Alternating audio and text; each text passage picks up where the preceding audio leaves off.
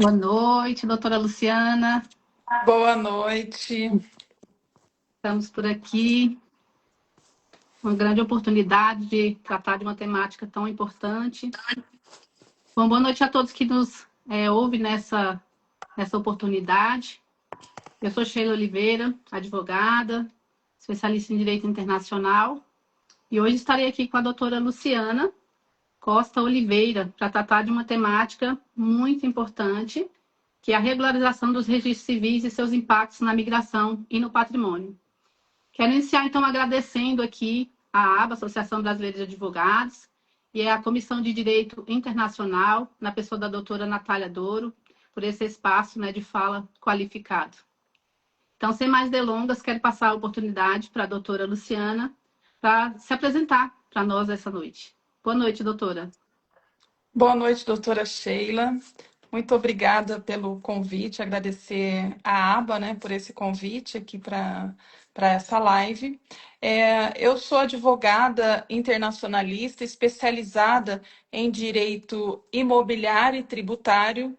Também atuo na área, no mercado imobiliário de alto padrão, atuando no Brasil e na Europa.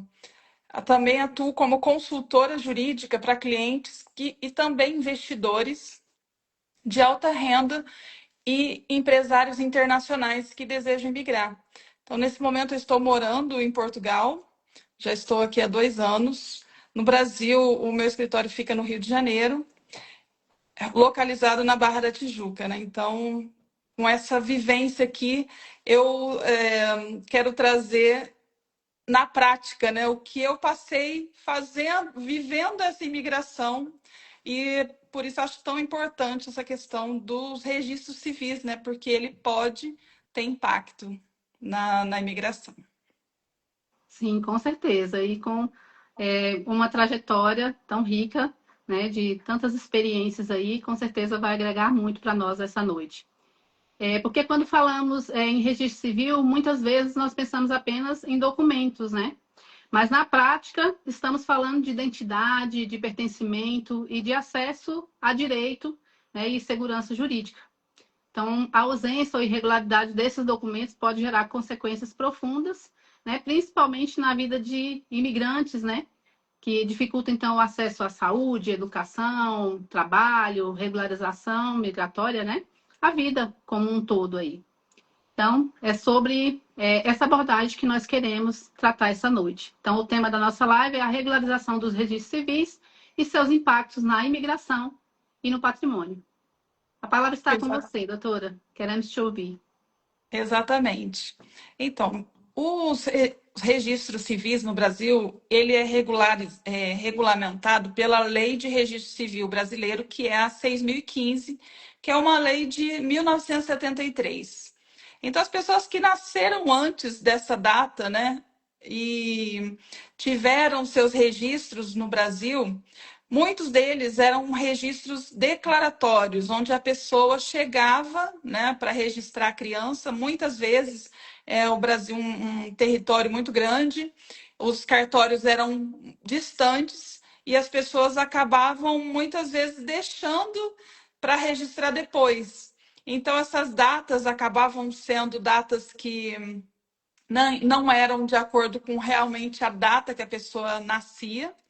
E também havia muitos erros de grafia, nomes escritos de forma incorreta, né? São como nos registros de nascimento, divórcios, adoções, tutela. Então, a gente nasce, já precisa desse registro civil, e ao longo da nossa vida a gente casa, a gente divorcia, né?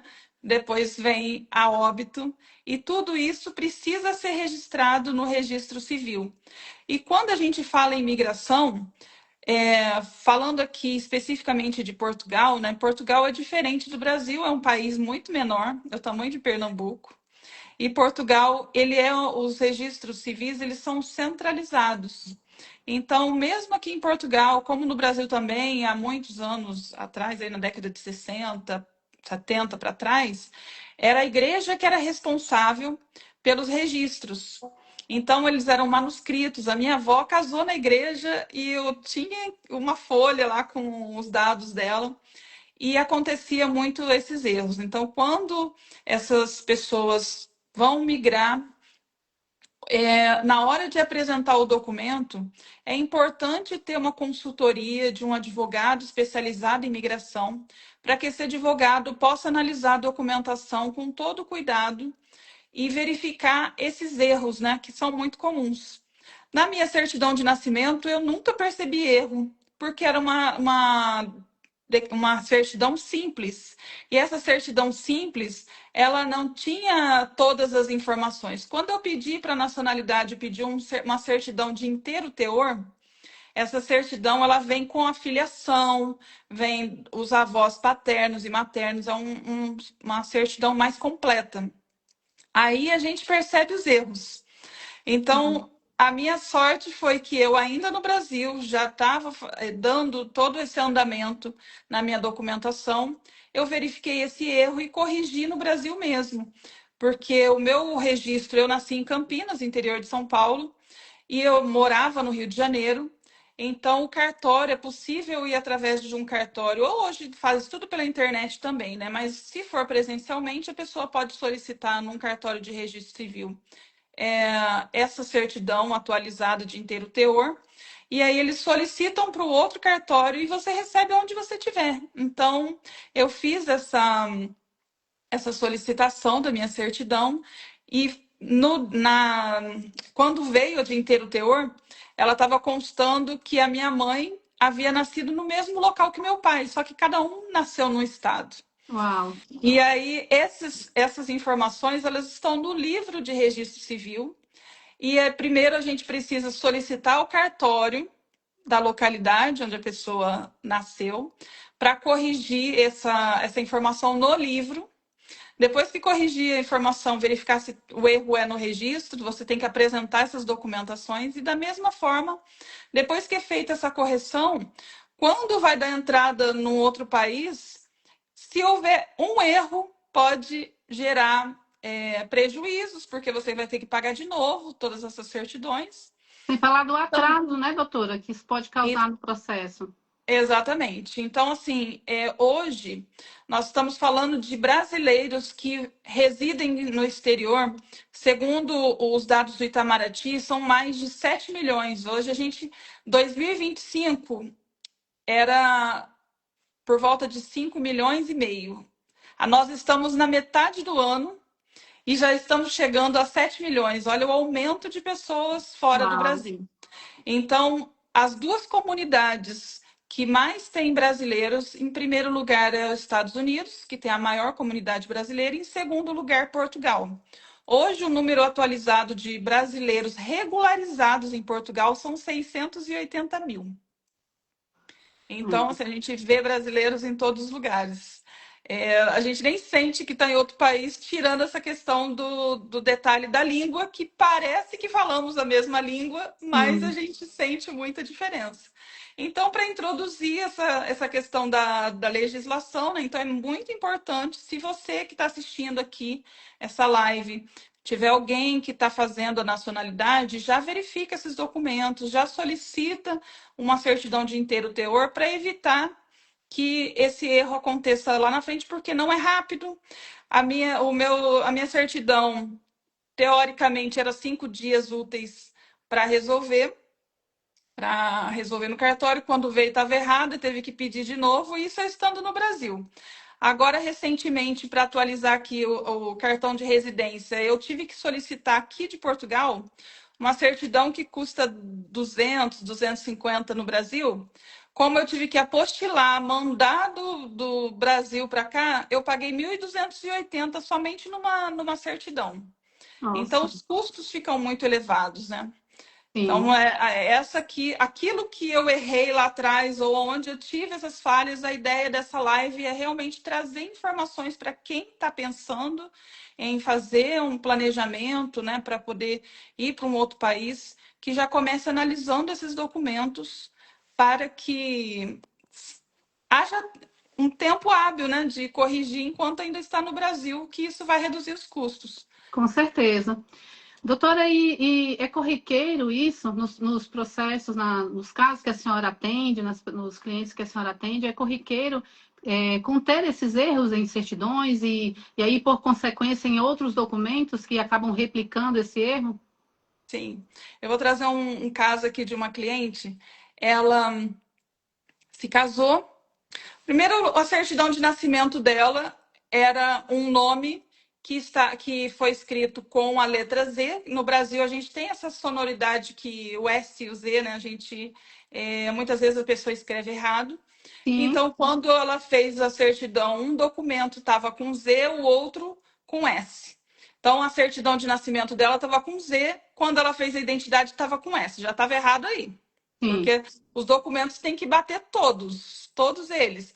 Então, se você tem a certidão de nascimento, a identidade, o CPF, a certidão de casamento, se tiver divórcio, certidão de óbito, todos têm que estar os documentos todos iguais.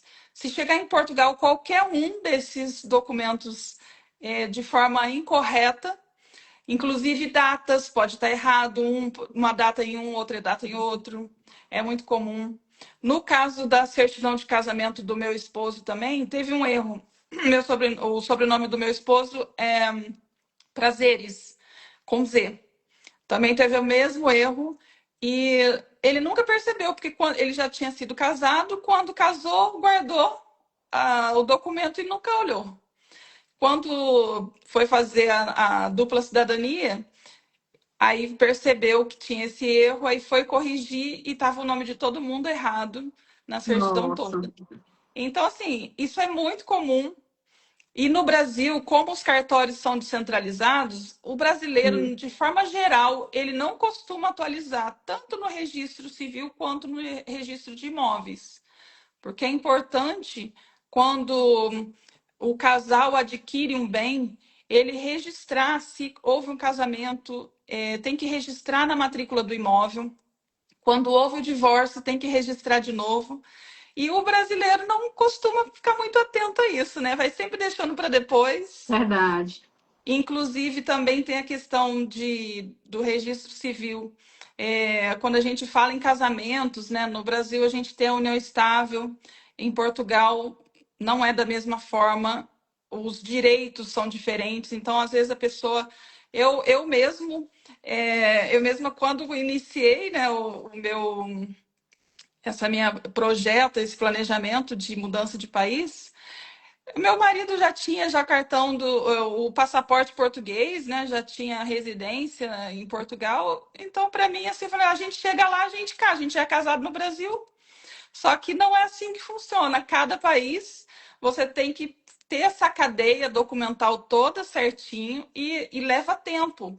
Então, assim, quando a gente começou a fazer a averbação do casamento dele em Portugal, então a gente tinha uma união estável no Brasil, que eu, inclusive, aqui eu peguei um documento para mostrar ele como é que funciona o apostilamento de AIA, né? Porque às vezes as pessoas não sabem como é que funciona. Essa Sim, daqui é a nossa união estável que a gente fez. E esse apostilamento é para dar validade no outro país de que esse documento ele é um documento original, né? E tem validade no outro país. São 125 países que participam da Convenção de Haia. É para facilitar esse movimento dessas documentações entre esses países. Então, hoje são 125, essa lista ela está sempre alterando. Às sim. vezes sai um país, entra outro. Então, aqui a pessoa tem um QR Code também que ela pode acessar o documento digitalmente. E esses documentos, quando vai fazer a nacionalidade, ele tem validade de certidões, todas elas têm certidão, tem uma validade de 6 meses. E esse Então, apostilamento é feito no país de origem, né, doutora? sim, no Brasil, hoje no Brasil, a maioria dos cartórios também fazem, nos registros civis, eles também fazem apostilamento. Então, a pessoa precisa procurar o cartório e apostilar os documentos todos. E outra coisa que as pessoas também não pensam, que é muito importante quando vai fazer a imigração, é fazer o reconhecimento de diploma, porque como é que você vai chegar no outro país e não vai conseguir trabalhar? Então, além Verdade. da nacionalidade, é muito importante porque não é uma coisa rápida. Então, são coisas assim que eu deixei para fazer depois também. Então, a ideia é o tempo que eu perdi trazer aqui essas informações para que as pessoas, na prática, né, aquilo que eu vivi, mesmo sendo advogada, porque a gente Sim, não consegue fazer tudo, né? é, Às vezes a gente acha que vai ser depois vai ser mais rápido e um processo de só essa verbação aí do casamento do meu esposo levou 2 anos. nossa, Aí depois terminou, porque você não pode fazer tudo junto, a verbação do casamento e divórcio. Não, você tem sim, que fazer primeiro a verbação do casamento, aí depois que está com o documento em mãos, vai para um outro processo, por atos, né? Aí vai para o outro processo, vai sim, fazer a verbação do divórcio, e após a verbação do divórcio, que a gente vai fazer através, porque aqui em Portugal a união de fato não é como no Brasil. A gente precisa fazer esse reconhecimento aqui através do tribunal.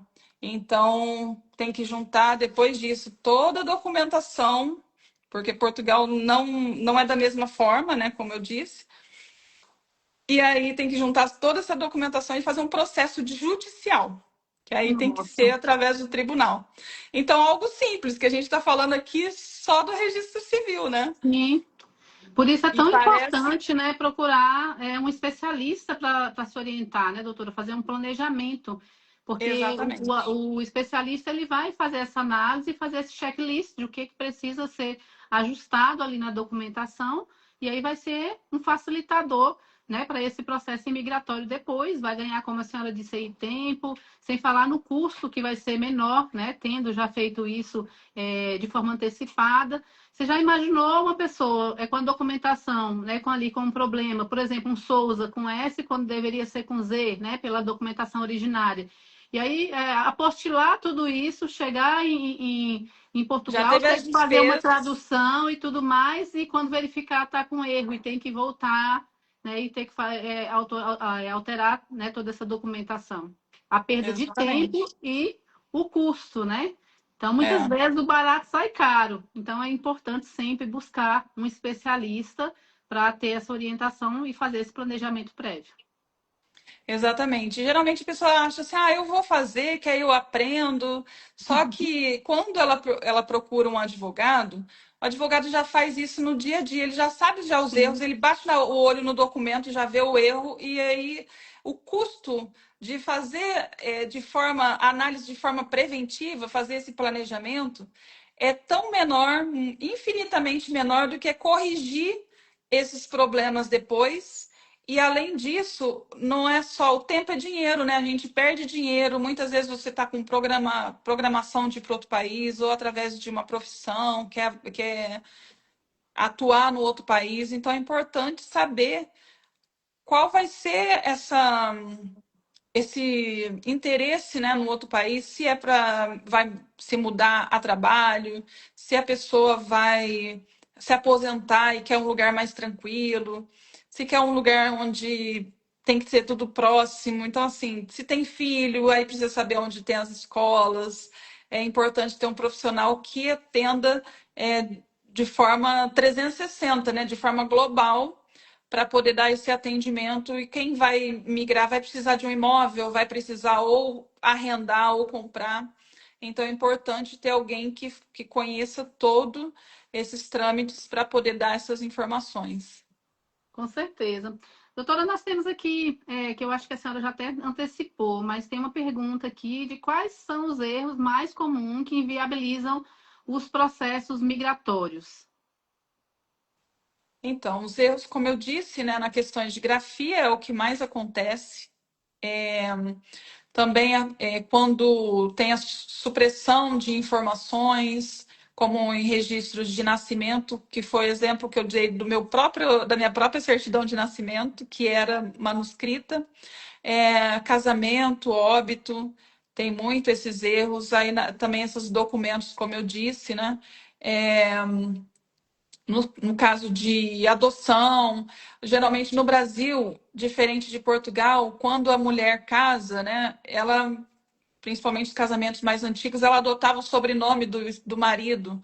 Hoje Sim, também a mulher pode adotar o sobrenome, o marido adotar o sobrenome da mulher, né, da esposa. Então, essas mudanças em Portugal não é dessa forma. Então, tem que analisar para não ter esses erros. Esses são os mais comuns. certo. Tem uma outra pergunta assim que eu achei interessante, que a senhora falou de união estável. Tem uma pergunta aqui que tá, referente ao casamento. O que é a transcrição de casamento em Portugal? Então, todos os atos, né, do registro civil têm que estar espelhado em um país e no outro. Então, Hum, quando a pessoa sai do Brasil, é casada no Brasil, quando ela chega em Portugal, ela tem que fazer esse reconhecimento desse casamento no país. Então, essa transcrição seria a validação desse registro civil também no registro civil de Portugal. Doutora, e aí, pegando esse gancho, aí é uma curiosidade que me bateu agora. Se a pessoa é casada, por exemplo, aqui no Brasil, no regime da comunhão universal de bens, aí a gente tem o pacto antinupcial, que tem que ser feito, né, quando você opta por esse regime. Esse pacto antinupcial também precisa dessa transcrição? Então, quando o Portugal ele tem regimes diferentes do Brasil, regimes Hum, de casamentos, de registro civil. sim. Então, tem que saber, por exemplo, no caso de ser uma separação total de bens, que tem o pacto, aí tem que fazer esse apostilamento de aia dos documentos e fazer fazer a equivalência em Portugal, Ah, olha só, muito, entendeu? muito importante isso. Porque muitas É, vezes a pessoa pode achar, levo a minha certidão, tá tudo certo, e deixa, não se recorda desse detalhe do pacto antinupcial e acaba deixando passar. Isso aí pode ser um fator que venha ter essa complicação lá na frente, né? então, mais uma vez eu vou trazer o exemplo aqui meu e do meu esposo, né? Meu marido, ele foi o primeiro casamento dele foi com separação total de bens, e aí Hum, tinha um pacto antinupcial. Quando ele divorciou, ele teve a sentença do divórcio que tinha 3 filhos. Então, tudo isso foram vários processos para poder fazer em Portugal, para fazer a verbação até concluir, foi muito tempo. Então, e a lei muda o tempo todo, a legislação, quando a gente iniciou o processo, estava de uma forma, depois ela ficou um pouco mais lenta e exigia muito mais documentos.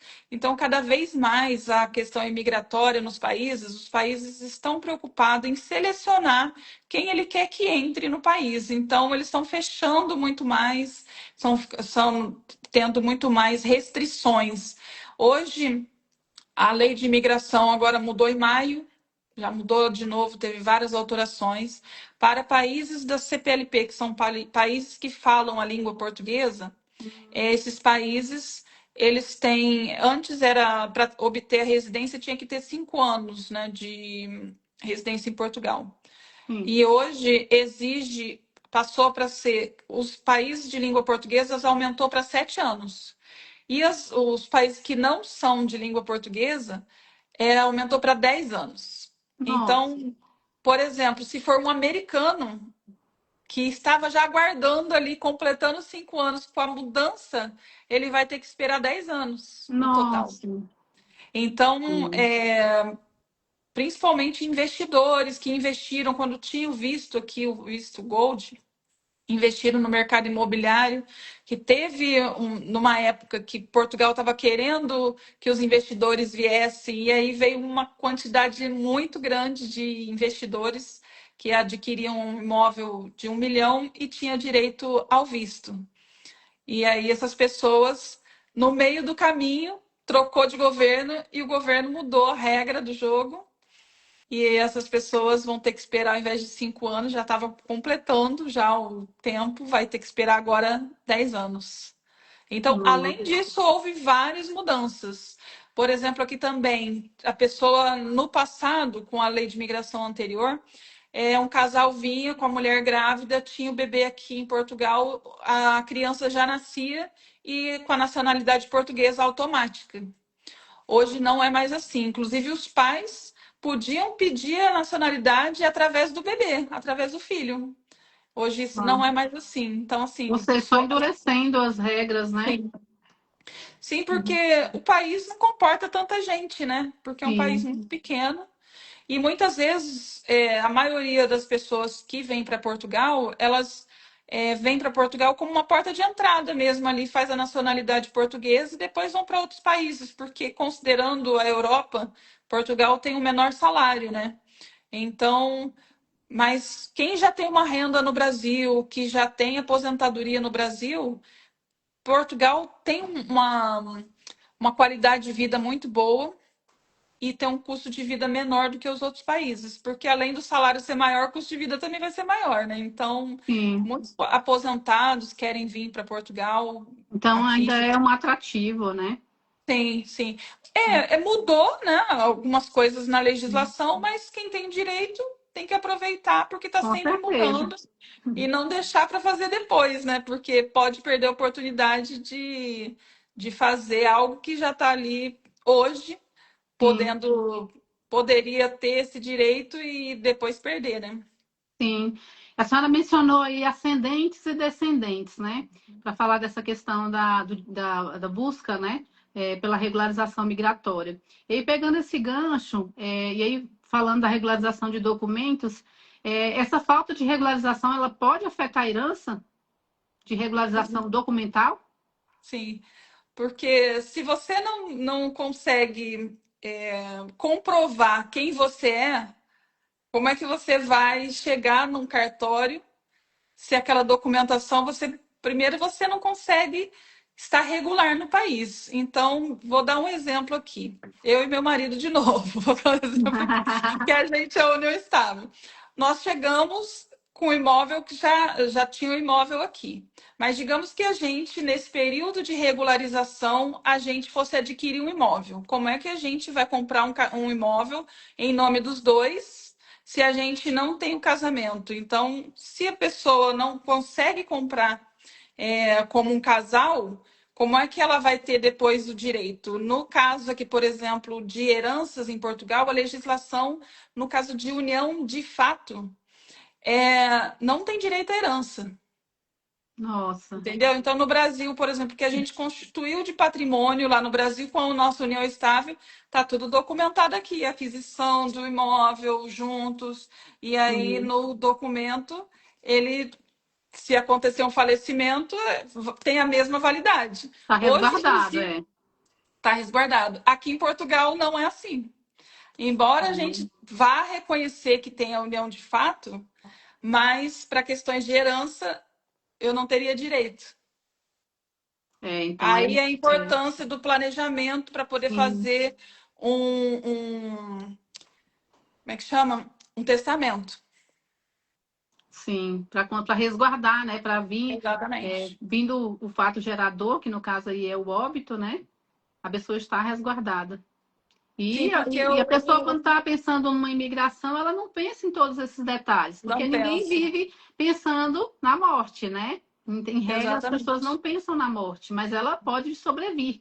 E sobrevindo, né? E essa situação da documental aí vai ter todo um impacto, e é algo que não tem como você resolver depois, né? Principalmente que o testamento ele segue toda uma regra, né? Então tem que ser feito na presença lá do notário, com testemunha, tem que ser transcrito.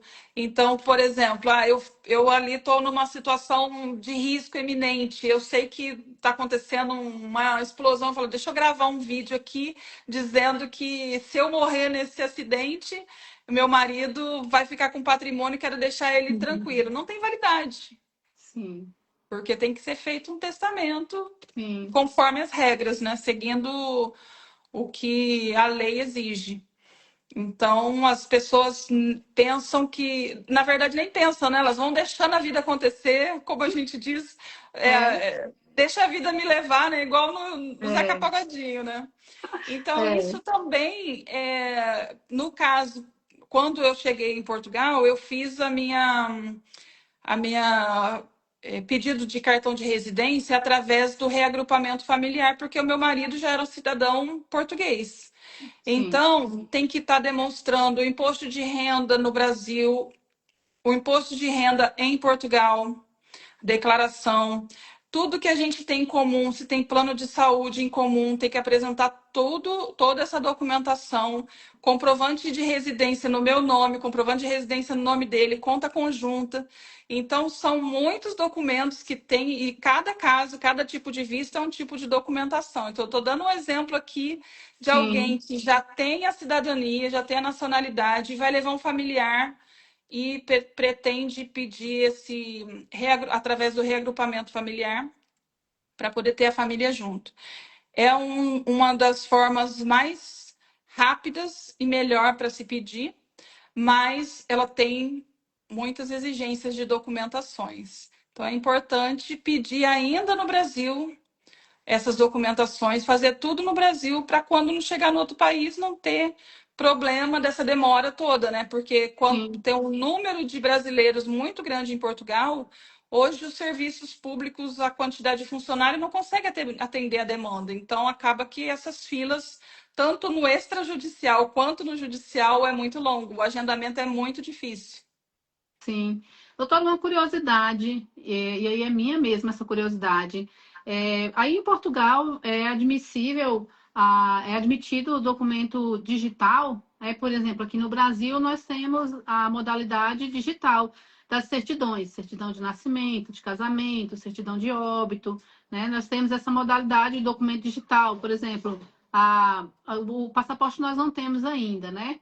E eu ia falar aqui da CNH, mas a CNH do Brasil não é aceita aí em Portugal, né? Também É não faria aceita. parte, é aceita, faz É parte da aceita. documentação, mas substituiria, por exemplo, a identidade, como a gente Não, utiliza no hoje, Brasil. ó, vou começar aqui por exemplo, como eu falei aqui do apostilamento, né? Então, o documento tem que ser apostilado no Brasil e enviado o documento físico. Ah, o físico.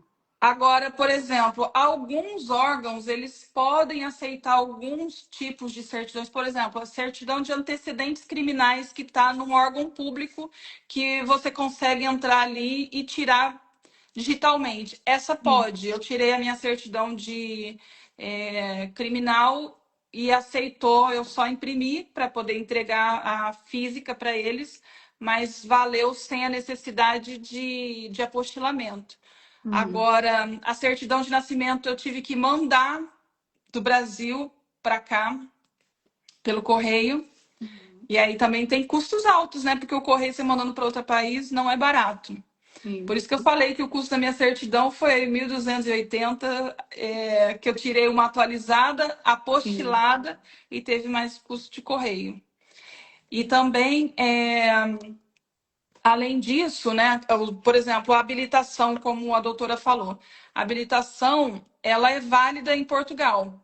Então, o brasileiro que já está morando aqui, o que acontecia no passado? O brasileiro vinha com a CNH dele brasileira, e aí, se ele cometesse algum tipo de infração no trânsito, ele apresentava a brasileira, e dependendo quando ele fazia outra portuguesa, dependendo da situação, ele apresentava uma ou outra. Hoje não. Hoje, se eu quero trocar a minha habilitação, eu entrego para o órgão aqui de trânsito a minha habilitação, fico sem ela, e aí eu vou pegar a habilitação portuguesa, e caso eu vá para o Brasil, eu vou usar a minha portuguesa, porque se eu que estou morando aqui, e se eu precisar dirigir no Brasil, eu posso ter provisoriamente dirigir com a carteira portuguesa, assim como se você vier aqui para Portugal, se a doutora vier e precisar dirigir aqui, pode usar a sua carteira brasileira, sem problema. Então há uma reciprocidade nesse sentido, né? Sim, sim. Tem É uns muito acordos bacana. internacionais entre Brasil e Portugal tem a questão do apostilamento de área, também tem os acordos previdenciários, né? Acordos Sim, tributários para evitar a dupla tributação. Então, é importante o planejamento exatamente para poder analisar se a pessoa está saindo definitivamente, se tem que dar saída fiscal ou não, né? Então, são muitas coisas para ser analisado e precisa ser feito com antecedência para conseguir fazer tudo, né? Com calma. sim. Pelo que a doutora citou aí, de fato, assim, são muitos pontos a serem Sim. observados, e aí uma pessoa comum, né, que não tem o conhecimento, que não tem a expertise, vai deixar passar, vai acabar deixando passar ali uma coisa ou outra, né? Então, esse planejamento, de fato, ele é essencial. E aí, sobre a questão da regularização, doutora, essa regularização documental, ela é judicial, ela é administrativa? Como que funciona isso? Documento do Brasil. Isso, do Brasil. Então, aqui tem que ser feito no agendamento na AIMA, que é o órgão aqui em Portugal que atende brasileiro, que atende o estrangeiro, né? Uhum. É, e esse órgão ele tem todo um procedimento, é feito online esse agendamento, e depois, quando é agendado, é levada essa documentação. Essa documentação passa por uma análise junto à AIMA, pelo profissional, e depois ele digitaliza o documento que eu levei original, físico, digitaliza esse documento, e aí esse funcionário ele insere no sistema e vai ser outra pessoa que vai analisar. Então, quando chega esse documento tem que estar todo regularizado já. Daqui, a não ser que precise regularizar alguma coisa de documento no Brasil, tem que ser feito através do Brasil. Então, por exemplo, eu tenho o escritório no Brasil. Então, eu consigo pedir para os meus sócios, alguém resolver isso para mim lá, ou a pessoa com uma procuração, ela consegue resolver. Mas aqui fica bem mais difícil de fazer isso, porque você tem que ficar pedindo para o Brasil, né? Agora, dependendo de cada situação, pode ser feita de forma administrativa, por exemplo, questões de herança, se não tiver briga, não tiver litígio, vai ser feito extrajudicial. Se tiver litígio, vai para o judicial. E tem curso, doutor, esses procedimentos? E aqui em Portugal existe um- uma profissão que ela como é que chama? Tem isenção, alguma coisa assim? Não. Ou Não, todos, todos é um são. curso técnico que eu vou lembrar daqui a pouco, porque eu não estava agora pensando Sim. no nome. É, é um curso técnico onde a pessoa ela aprende a parte jurídica, basicamente é a parte extrajudicial, e ela é filiada a um órgão, por exemplo, os advogados são filiados aqui ao órgão Ordem dos Advogados Portugueses. E Sim. no outro caso, tem uma outra, como é que chama? Eu anotei Outra aqui. graduação? É uma graduação de 2 anos para Uma fazer. graduação própria, né? Exato. Aí tem Específica essa para essa formação. atuação, né? Sim. Eu até anotei aqui deixa eu só ver porque agora me fugiu da cabeça aqui o nome do órgão, eu tinha anotado. São graduações diferentes, né? Aquela que é para o advogado, como nós conhecemos, e esse outro, acho que Exato, agora acabei de achar aqui. Então, ou é o advogado ou o solicitador. O o solicitador, solicitador. ele é como se fosse um oficial de justiça, mas que ele consegue atuar também na justiça, mas para ações de até 5.000 euros. Então seriam ações de menor complexidade. Exato, são mais Uhum. simples. Por exemplo, registro de imóvel, ali é mais comum, mais na parte imobiliária, o solicitador. Também é um custo Sim, menor, e aí, dependendo do que for a situação, tem que ser feito realmente pelo advogado. certo. Doutora, e existe uma diferença entre o sistema registral do Brasil e o sistema registral de Portugal? Sim, como eu falei, né, no Brasil o sistema ele é descentralizado e fazendo com que aconteça muito mais esses erros, né, como a gente falou aqui desses Uhum. exemplos, porque não é centralizado. Já em Portugal, ele é centralizado. Então, se entrar um documento ali com erro, já é identificado na hora. E aí, por isso que acontece essas situações de a pessoa já identificar ali o documento e tem que voltar e reiniciar, né? Sim. Então, assim, é realmente algo que a pessoa precisa levar em consideração no momento em que ela pensa em imigrar, né? Fazer todo Sim, esse levantamento aí por meio de um profissional, se antecipar para não ter que ficar lidando com essas situações depois. Tanto pelo o tempo, né? Pelo prazo que o processo vai ter esses entraves aí, quanto pelo custo, né? E aí a pessoa fica exatamente. com a vida ali travada, né, em razão dessas questões. Então, de E fato, é acaba importante. acaba bloqueando, né? Muitas vezes transferências de bens, gera litígio entre os herdeiros. E aí esses patrimônios, né? Muitas vezes um brasileiro que vem para Portugal, ele deixou um patrimônio no Brasil, então depois que você está em dois países, o patrimônio ele passa a ser internacional, né? Porque você Sim, tem conta num país, você tem imóvel num país, você tem diversos tipos de investimentos em países diferentes. Então, tem que ter uma organização mínima e o sim, planejamento ele serve para isso, para organizar tudo, porque muitas vezes você imagina a pessoa se muda para outro país e falece lá. É importante sim, também ter sempre um contato com a família para poder a família saber onde está esse parente. Eu tive até um caso de que uma colega estava trazendo, né, para mim, uma indicação de uma pessoa que morava em outro país.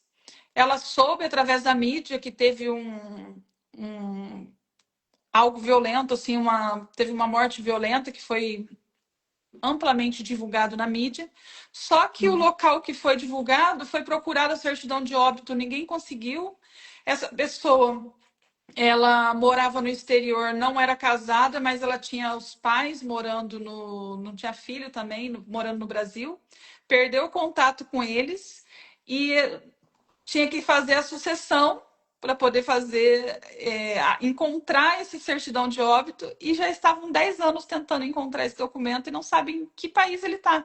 Porque você imagina, a nossa, pessoa vem para a Europa, aí daqui é muito fácil você ir para a França, você ir para outro país, você tem essa circulação, né, nos países europeus, facilitar. Então, muitas vezes a pessoa sozinha, ela fica um tempo no país, daqui a pouco ela vai para outro país, e se ela não comunicar a família onde ela está, como é que a pessoa vai ficar buscando em vários países? Já é sim, difícil procurar em um país. Então, é importante, porque chega na hora desse planejamento patrimonial ou sucessório, se a pessoa não souber onde encontrar, ou no caso aí a família ficou sabendo que houve um falecimento, mas não consegue finalizar o inventário porque não consegue os documentos. realmente é um fator assim, que traz bastante complicação. E Doutora, não é questão de idade, né? A gente pode sim, falecer qualquer idade, a então é qualquer importante tempo, né? pensar antes, porque ninguém sabe quando é que vai acontecer um falecimento, né? Então, deixar tudo regularizado, deixar tudo o máximo que tiver possibilidade de deixar organizado é importantíssimo. E tá sempre atualizando no registro civil. Teve alguma alteração, divorciou, casou de novo, teve filho, tudo isso tem que estar regularizado nos dois países. Porque se a pessoa saiu do Brasil, implica, por exemplo, o registro civil, ela está casada no Brasil, aí vai para o outro país e divorcia. No outro país, se ela não averbou o casamento, ela, se tiver patrimônio, como é que vai ficar essa questão patrimonial, entendeu? Então, da mesma forma, eu tive uma cliente que morou um tempo na Espanha, No Brasil, ela era solteira. Na Espanha, ela casou com a separação total de bens. Ela voltou para o Brasil, divorciou, separou dele, só separação de corpos. Eu falei para ela: você tem que regularizar o seu registro civil, porque no Brasil, todos os bens que você tem, se ele averbar o casamento de vocês no Brasil, ele vai ter direito a. Porque no Brasil é considerado união estável, Sim, período que ela ficou com ele, entendeu? sim, E aí vai ter direito aos bens, dependendo da aquisição, se for no momento que eles estavam juntos ou não. E aí não adianta ela falar que adquiriu só com. Vai ter que comprovar, né? Se a parte financeira ali se foi só por ela ou não. Então, assim, vai ter outro desgaste e a pessoa também, assim, já avisei e não fez ainda. Então, casou no outro país, o Brasil não fica sabendo automaticamente. É importante, quem está assistindo aqui saber sim, que todos esses atos precisam ser regularizados no Brasil. Casou no exterior, separou, inclusive na hora da renovação do passaporte. Muitas pessoas nem lembram disso.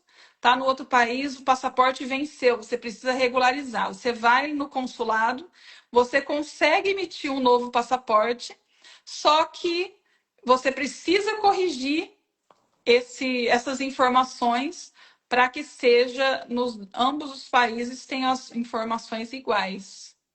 Como eu disse no início, espelhadas, né?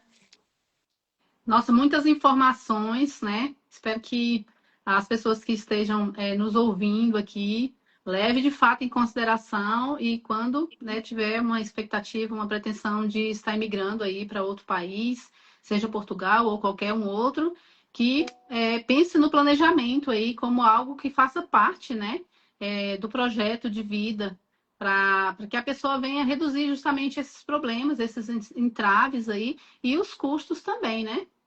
Doutora, Exatamente. para finalizarmos, quais os desafios que a senhora considera, assim, né, na sua prática e no dia a dia, nos seus atendimentos, quais são os maiores desafios nessa parte de regularização de documentos que a senhora tem enfrentado aí de forma mais corriqueira? Bom, eu acho que mesmo quando a gente já está em outro país, a gente tomando todo esse cuidado de já fazer o planejamento do outro Sim, país antes de chegar, isso é essencial. A minha dica aqui, não saia do Brasil sem estar com tudo regularizado, com visto, porque corre o risco de chegar no aeroporto e ser deportado, ter que voltar de novo para outro país e gastou, né? Teve toda uma despesa. Então, faça esse planejamento, procure um advogado para fazer esse planejamento patrimonial e imigratório, porque chegando no outro país, a maior dificuldade é conseguir vaga para conseguir fazer esses agendamentos. É tudo bem complicado. E, inclusive, assim, no Brasil, a gente tem as regras do CNJ e ela normaliza ali, fica muito mais fácil que, dependente do Brasil ser um país tão grande, a gente é muito organizado. Então, a gente segue as regras do CNJ e não tem como. Se sair ali da regra do que diz o CNJ, acaba que você não consegue regularizar. Aqui em Portugal é diferente. Cada órgão muitas vezes o funcionário público ali que está atendendo, ele tem uma visão referente àquela situação, e aí ele pode negar a sua documentação, ele não tem que justificar. E se você for em outro local, o outro pode aceitar um documento, o outro não. Então, por exemplo, no exemplo que eu dei aqui do meu de reagrupamento familiar, cada freguesia, seria que cada município tem a sua regra. Então, se eu estiver morando no Porto, vai ser de uma forma, quem está no Algarve vai ser outro, quem está em Lisboa é outro, não é uma regra uniforme. Eu acho isso muito complicado, porque a gente que tem tudo ali com muitas leis, né? O Brasil ele tem excessos de leis. A gente acha ruim, mas por outro lado, você sabe que tem a regra, né? E as exceções. Aqui não tem assim, não é formal. Ali o sim, funcionário vai seguir de acordo com o que ele acha. sim, Então, isso acaba sendo bem complicado. Eu acho que é uma coisa ruim. com certeza. E com base em tudo que a senhora falou, a minha percepção é que essa burocracia, é claro, ela existe, essa burocracia, né? Mas essa regularização documental, ela vai muito além da burocracia. Ela proporciona uma segurança jurídica, né? Então, vale a Exatamente. pena esse enfrentamento, esse olhar, né? Levar em consideração e buscar, de fato, um planejamento e buscar uma pessoa que tem expertise na área, né, para estar fazendo essa análise, essa avaliação do caso ali concreto. Doutora, Exatamente. quero agradecer muito a sua participação aqui. Foi de grande valia, foi muito esclarecedor todas as suas colocações. Eu aprendi muito aqui nessa noite, nesse nosso bate-papo, né? De fato, as convergências, né? As capilaridades entre o Brasil e Portugal, mas tem também aquilo que é especificidade, né? Que é praticado aí. Então, de fato, procurar alguém que trabalha na área, um especialista, você reduz muito aí, né, os problemas que você eventualmente possa vir a ter. Né? Alguém que está acostumado, atuante, né, que é de fato uma expertise ali naquela área. Então, muito obrigada pela sua participação, pelos esclarecimentos, pelas suas colocações aqui. E deixe aqui o seu Instagram, porque se eventualmente alguém quiser entrar em contato, tirar alguma dúvida, né, algum questionamento que ainda tenha, que tenha interesse de estar, né, obtendo aí mais informações, que a pessoa possa eventualmente entrar em contato aí pelas mensagens, né, pelo direct aí no WhatsApp da senhora. Olha, o meu Instagram é o meu nome completo, Luciana Costa Oliveira, tudo junto. Mas aqui quando a gente finalizar a live, ela vai ficar em colaboração, então já vai ficar lá em cima, no topo da nossa live, já vai estar lá tanto da aba imigratória quanto o meu Instagram, que é o Luciana Costa Oliveira, tudo junto. Então, peço para vocês aqui que, se tiverem dúvida, pode mandar mensagem no direct que eu vou responder. E também que siga a gente, né? Se vocês puderem, já siga a gente para estar acompanhando aqui tanto a doutora Sheila, aqui o Instagram também da Ave Migratória e o meu também. Muito obrigada Sim. e até a próxima, né? Até a próxima a todos. E se você tiver aí algum tema que você queira, né, tá vendo nesse canal aqui, a gente, né, está fazendo aí uma nova live, deixa aí nos comentários aquilo que você tem de curiosidade, que a gente possa estar abordando, que a nossa intenção aqui nesse canal é, de fato, difundir conhecimentos, né, acrescentar aí e trazer esclarecimentos sobre temas jurídicos de uma forma, numa conversa, né, mais no formato de bate-papo, que de maneira que você tenha conhecimento, né? A intenção aqui não é trazer juridiquês, não é fazer uma palestra, né, mais formal, mas é uma linguagem que alcance aí você que está na ponta, que precisa de fato dessa orientação. Então, muitíssimo obrigada, doutora Luciana, mais uma vez. Obrigada à ABA, a Associação Brasileira de Advogados, à Comissão de Direito Internacional, né, por esse espaço que nós pudemos, então, nessa noite aqui, trazer um pouquinho mais de conhecimento para aqueles que seguem, né, o Instagram aí da Comissão de Direito Internacional e Imigratório. Tá bom? Muitíssimo Muito obrigada. obrigada. Boa noite e até a Boa próxima. noite. Tchau, tchau. Até a próxima. Tchau. Tchau.